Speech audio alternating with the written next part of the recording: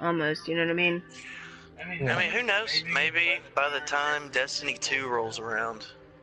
They'll have it fixed. So, I mean, the changes that they're making with Taken King, they're moving more towards what the original vision was. Yeah. And they said they've been reading Reddit, they've been reading the forums, they've been listening to people, they're trying to do more of what they want. It still baffles me though. They had this great plan and all these things that we saw in the videos at E3 when the game was first announced. Now, granted, I'm sure that was alpha footage, but everything was different. Like you were actually picking up really legendary. Were supposed to be able to hop in your Sparrow and go. And go. Yeah. But then when what's his face? Joe when he left. Because he was one of the main writers. Everything changed after that is what of course it's all speculation. We'll never know because all of this stuff is wrapped up in so much legal red tape it's not even funny. Well, I mean, and it could be simply the fact that it could simply be to the fact that Bungie maybe couldn't deliver on those promises, and Activision is just saying, "Hey, let us be the big bad wolf here and blame it all on it." Maybe so that people can have hope for future releases. I mean, maybe. I mean that's conspiratorial and crazy, but I mean it's a possibility. And of course, it also could be they were afraid that if they released that big of a chunk of stuff that they wouldn't have anything to build on. But at the same time, that doesn't make sense to me either because Activision is conjoined with Blizzard. They've seen how many expansions and how expansive World of Warcraft has gotten at this point. At this point, that's a bullshit excuse too. You know, people, and I guess they're afraid. Oh, people will quit playing. Blah blah blah. People are always gonna quit playing. It doesn't matter. I had people trade in the game 2 weeks later, and say I'm done with this. And then they'll pick it back, and then some people they come back and pick down it back up 3 months down the road, or however many months when the next piece of expansion content comes out. I mean, like our buddy Gary from Scuff. He's been playing the crap out of Destiny here lately, and I remember him telling me not too long after the game came out, he was just like, I don't like it. And I'm not really impressed. It's not my thing. But then again, I know Adam's not a fan of it. No, he's not. He's Halo man straight through and through. But the thing is, not to. Well, I guess it would have been about 6 months before when he had gone to E3 and PAX and all that, and he saw what Destiny should have been there. And then he actually played the game and he was just like, meh. Yeah. I forgot to ask him about that. I mean, it's shocking to see, Bungie, what they created with Halo and how well the story was written and all that, for them to put out Destiny and the story is just kind of something to keep you busy while the game loads. Yeah. Mm-hmm. I mean, it's getting better as each expansion goes on, and what I'm seeing with the Taken King, it looks like, they've even said there's going to be more focus on, story elements and cutscenes, and it's going to be more than just summon your ghost and defend him while he's doing his thing. Mm-hmm. Yeah, I don't know. It's just like Bungie, though. Everything shrouded in mystery. Everything cryptic. Everything, ultimately confusing. I mean, now with Halo, you finally got a lot of things explained as the series went on. It was very sequential in terms of the story. But even with Halo, now there's still things we don't know from Bungie's perspective now that 343 has taken over and it's taken such a dark turn. And, we'll never know what their real design was for it. Just like we probably will never know the real design here. What are you smiling about, Zach? I just had a thought.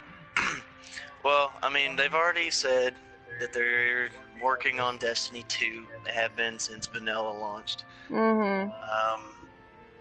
I mean, whether or not they go back to the original formula or not, time will tell, I guess. Mm-hmm. There's been a lot of things coming out saying 2016 is when it will happen. When we'll see Destiny 2. Mm-hmm. I'm gonna make a prediction right now and say it'll be the year after that. Why?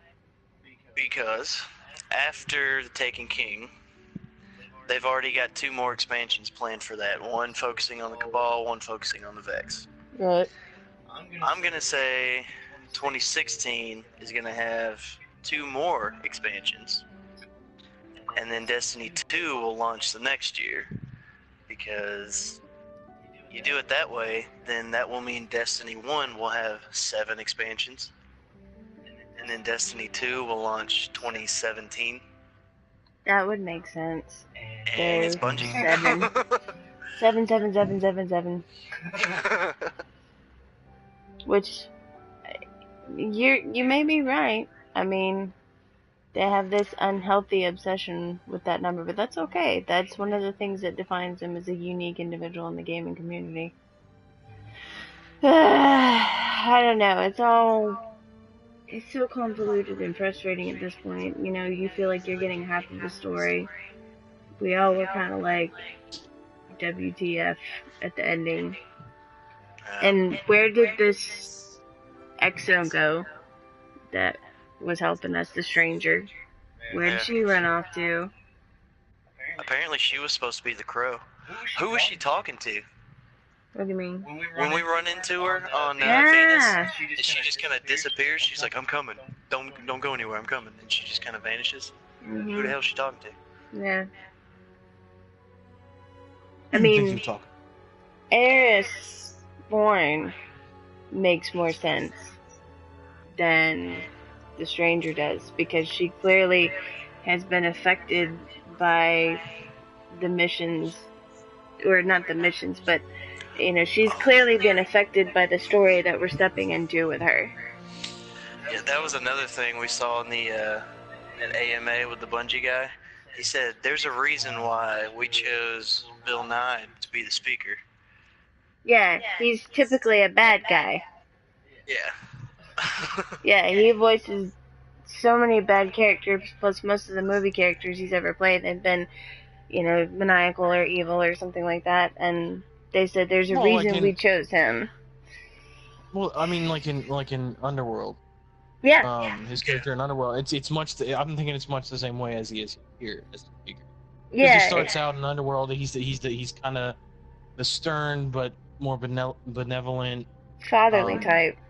Yeah, father figure, and then he kind of turns into, but you can sense that kind of sinister, kind of person there as well. But yeah, well, 'cause I mean, like I started me a Warlock last night, so I got to go back and see some of the early cutscenes again. And that first real cutscene with the speaker, he says, "Until it finds its own voice again, I speak for the traveler." Yeah.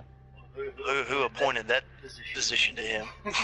Right. Why the hell we're supposed to believe that he speaks for the traveler? How the fuck do we even know that the traveler had a voice to begin with? Yeah. Yeah. And I want to know why the hell, A, why we've been dead for who knows how long, and B, how the hell Dinklebot has the ability to bring us back. Right. Little light. Don't do that.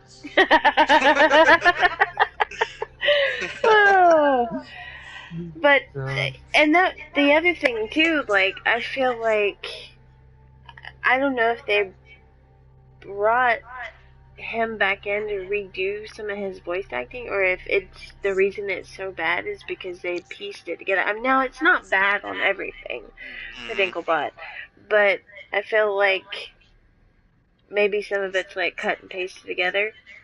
You know what I mean?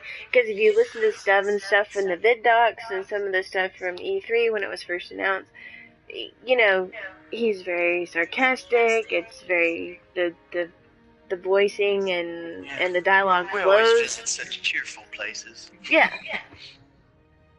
Like, I remember sitting there watching that, just being like rapt with attention. Like, this is the game I want.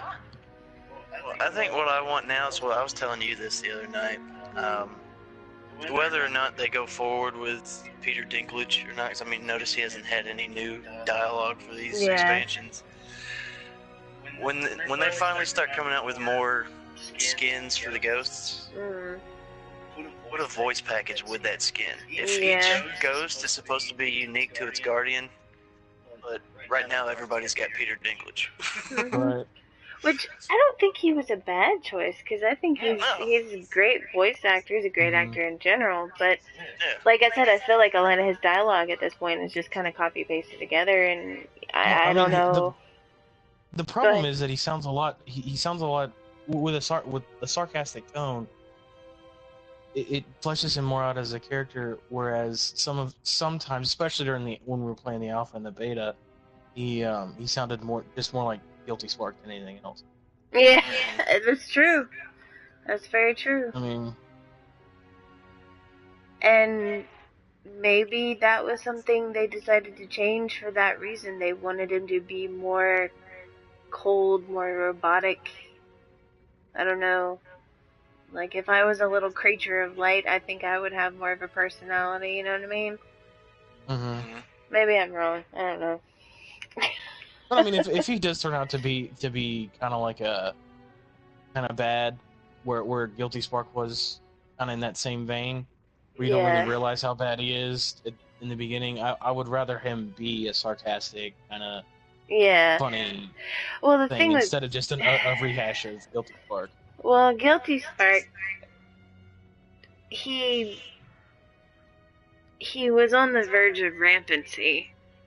You know, he kind of went cuckoo because he had been alone for so long. I mean, that was in reality why he ended up doing what he did. I think it was more so just like glitches in his programming where he had just gone woohoo. You know what I mean? And but here the ghost would be more of a his sinister side would be more because he's linked to something like the Traveler that is more sinister than you realize. Right. So the Traveler created the ghosts. Yeah. Or so we were told. Right. Right. It's all speculation at this point. I just don't know what to think. You know, there's so much that I want to know, and it keeps me up at night. It's like, okay, why are we here? Why are we doing this? What are the Fallen? Where did they come from? Why are they awoken? Why do they have shiny blue skin? You know. Why can we only kill Crota with his own sword when we destroyed it on the 3rd mission of the campaign? Exactly. You know, it's just strange. I don't think we could expect any less so from a developer like Bungie. Like I said, they've always been shrouded in mystery about everything that they do. So, alright, break time. Verb. Okay, bye. Goodbye.